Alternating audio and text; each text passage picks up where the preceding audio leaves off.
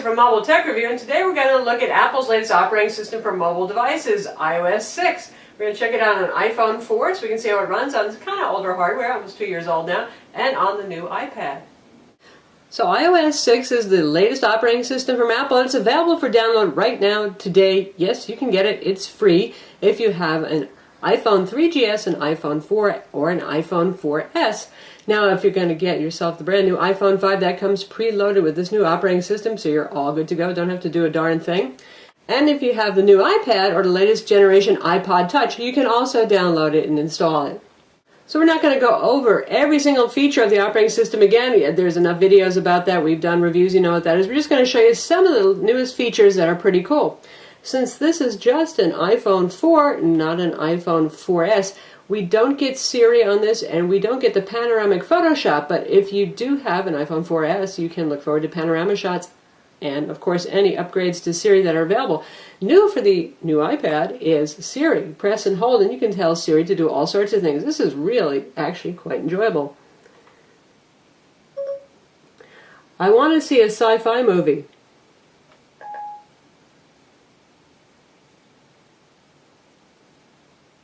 I found quite a number of sci-fi movies.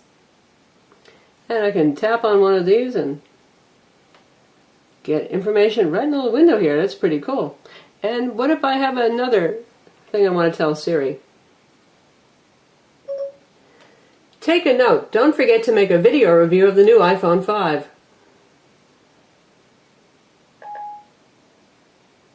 Got it. Pretty handy, right? So that's Siri. I know some people, they complain about Siri not being absolutely perfect, but that's one of the best speech recognition tools I have seen so far on a mobile device. And now you have it on your iPad too, not just on your iPhone.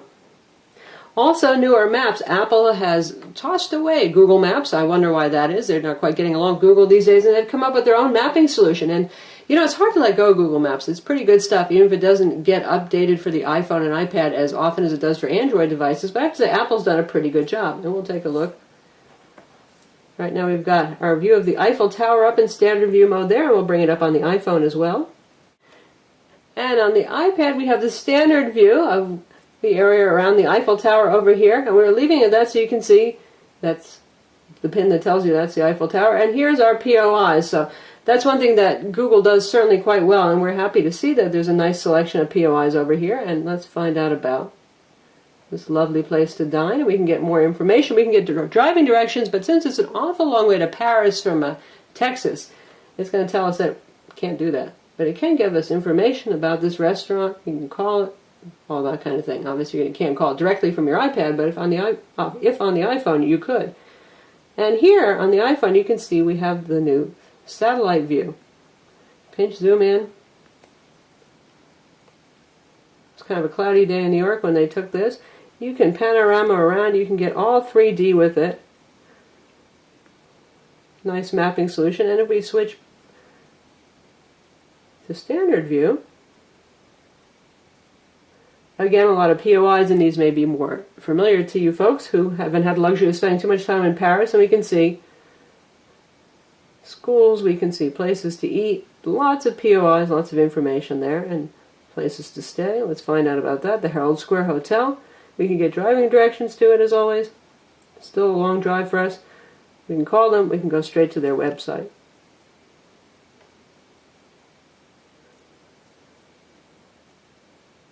So definitely a viable mapping solution, and I'm no longer worried about giving up my Google Maps on the iPhone or the iPad. It seems to be working out pretty well so far. Well, I'd love to see how this evolves in the future. Probably Apple has some good things in store. Nextly, we have some new settings options right here. You can see on both of these devices, we actually have Do Not Disturb. It's interesting, there's actually Do Not Disturb on the iPad as well, but that's good because you don't want notifications at 3 a.m. about some new email, because you're certainly not going to check your email at 3 a.m. At least I hope you're not. And you can see here's our Do Not Disturb function right there. And we have it right here. And for the iPhone, there's new calling features. If somebody calls in, instead of having some global setting that sends a text message to people if you can't pick up the phone, you can do that one by one in the call. You can reject the call, you can send them a text message with a variety of canned replies or whatever custom replies that you set, and you can set yourself a reminder to call them back later, which is pretty handy. really cool are the improvements to the App Store. And I have to say, it actually reminds me of Android's Google Play Store a little bit. No more you download app one by one, it boots you out of the store, then you go back in and you update your next app or download your next app. Now you get to stay in there and a whole lot more, and we'll take a look at that.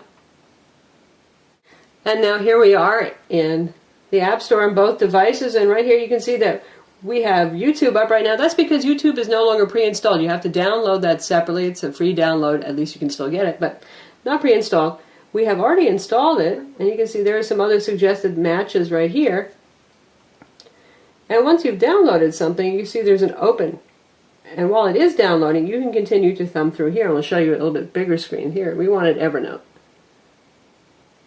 Notice how we're staying in here, and I can go search for other stuff if I want to, or say maybe, oh, I want Sketch. I'm going to update that while I'm here.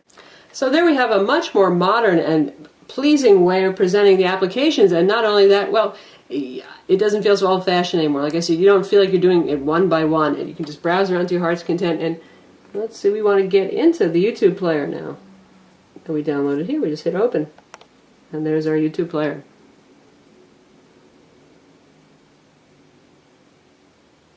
And that works same as it always did, so we're not going to bother showing you that.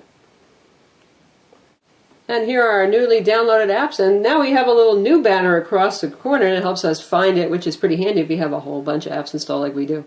Other new features include Photo Stream. Now that's not unique among smartphones or tablets, certainly, but it's still a handy thing to have. You take a picture with your iPhone or with your iPad or a video and you want to share it just with selected people over iCloud. Now they have to have either an iOS 6 device or they have to have a Mac running Mountain Lion to do that, but then you can share pictures without having to whip out that glorious USB cable and sync to iTunes just to get your pictures off and share them or email them around, things like that. Kind of a streamlined way. Also, there's FaceTime now over cellular. Now, we know AT&T, and they're going to make you actually get a different data plan if you want to use that. But with other carriers, so far, they're not doing that, so you don't have to run around and look for Wi-Fi anymore if you want to FaceTime back home or with your business associates. And there's a new app called Passbook. Now, Passbook is sort of like Keyring, one of those reward programs. You can keep track of all your little Keyring reward things, and you can also do things like book airplane tickets, get boarding passes, get coupons sent to you. So I'm sure Apple will be making a whole lot of deals with a whole lot of companies to get coupons flowing to your devices and to get all the loyalty cards stored in here. But it's a handy-dandy one-stop way, and it goes beyond things like Keyring rewards by doing things like letting you book tickets and looking at your boarding passes. And for those of you who are Facebook people, there is also Facebook integration built into the operating system, a lot like Windows Phone 7 and the upcoming Windows Phone 8 that has very heavy social networking integration into contacts. And of course, some manufacturers like HTC particularly and Samsung to a certain extent have also worked to integrate social networking into your contacts, into your calendar. And now with iOS, you've got at least got the Facebook component there, so in your calendar, if you wish, you can see birthdays and events that come from Facebook, and you can see those same birthdays in contacts as well. And if you want to post to Facebook, it's really easy now. If you've got a picture, you can just tap and hold on it and shoot it right to Facebook without having to go through extra steps. So that's some of the key features in iOS 6 on the iPhone and the iPad. We can't cover every feature of these operating systems, but I think many of you are familiar with them already. So if you're looking to get yourself a brand new device, or maybe you just don't have the huge bucks it takes to shell out off contract for a new iPhone 5, and you're looking on the used market, you can see what you can look forward to, still getting the latest and greatest operating system from Apple for mobile devices. I'm Lisa from Mobile Tech Review. Don't forget to subscribe to our YouTube channel.